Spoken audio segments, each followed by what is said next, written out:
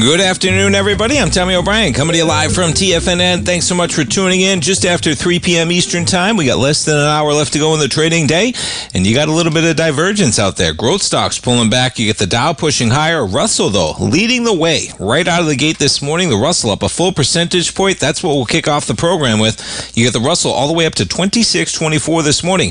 That's a run of 44 points from where we were this morning. You came into the market down about, well, we were in the red, and we are 35 points above there. So you were about 10 points in the red on the open. You drive all the way higher to 26.24. We've backed off a bit.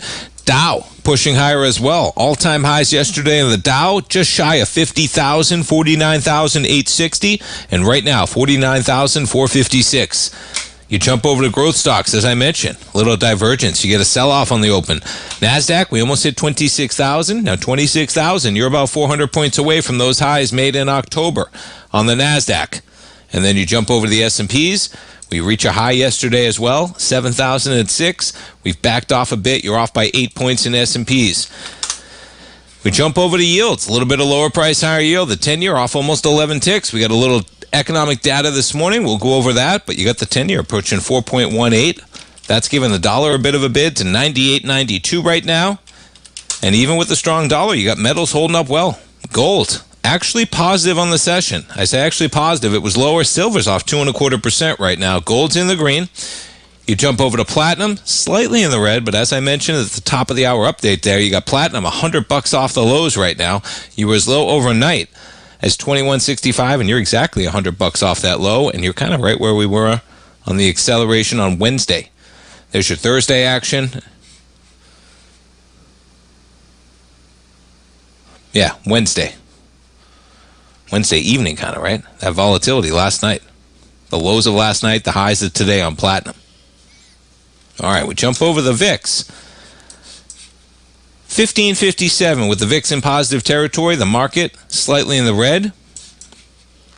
But we're a far cry from 1338. This is not Christmas Eve. Okay, the doldrums of Christmas Eve, the day after, things have been rising since then.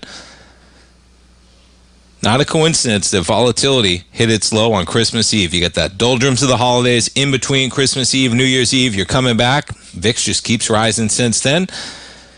And remember, the S&P's hit an all-time high yesterday. Look at the VIX.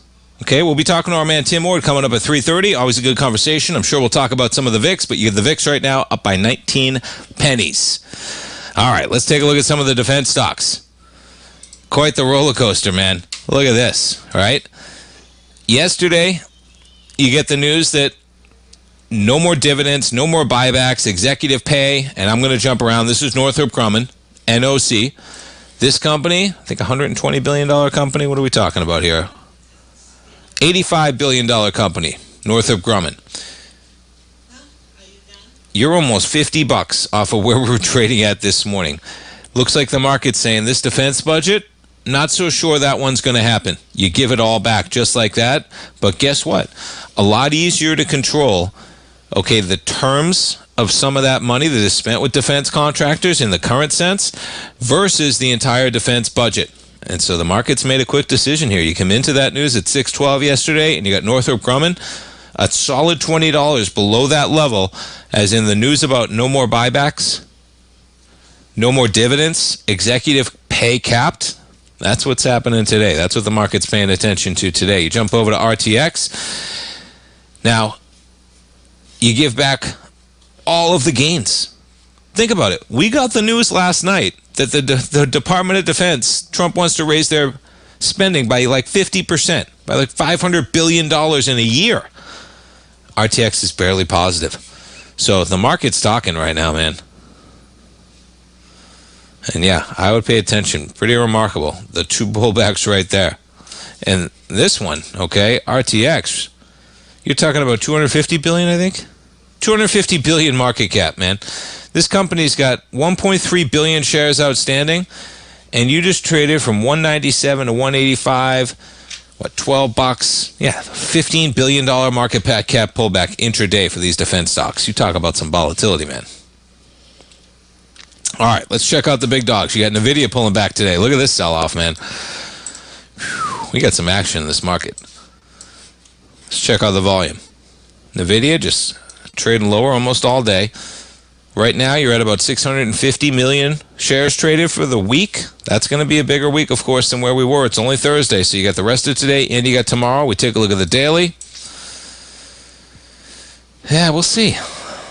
I don't know if we're going to break these numbers. Right now, we're at about 135 million. You're coming into 176. You're breaking below 183. And you're coming into this acceleration on 174. So we'll see how the volume comes in. 135 million for NVIDIA so far. Apple in the red as well. Now we've been talking about Apple. Listen, we get a pullback near the bottom channel, man.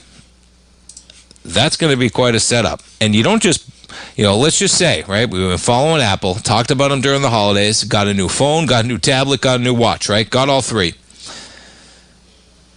And I said, man, now, a lot of that holiday season was baked in when you had Apple trade from about $200 up to $290 over the second half of the year.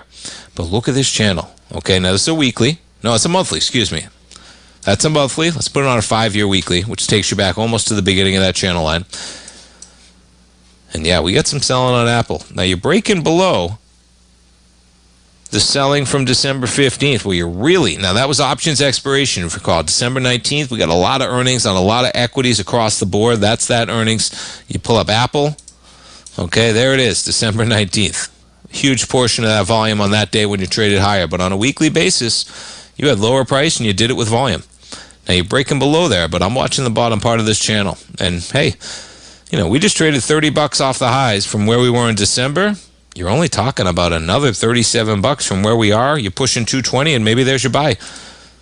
But boy, the nice thing about trades like that, right? We'll watch the volume, of course. Okay, you got some nice strength here from August. That's really the last time you had the most strength, right? You kept breaking higher and a little bit less volume. The week of September 15th, a little bit less volume, October 27th. You peak out December 1st, and now we have some selling. So ideally, okay, an ideal setup, maybe coming back, testing this bar right here. You come back, test the bottom channel line, and you'd want 200 to hold because that was the floor all this year. That was the ceiling back here, right? An area of resistance on the way up. In terms of the end of 2023, the beginning of 24, you blow through that area with volume in June, and then that's the area that we found a bid right around in April. It goes back further than that.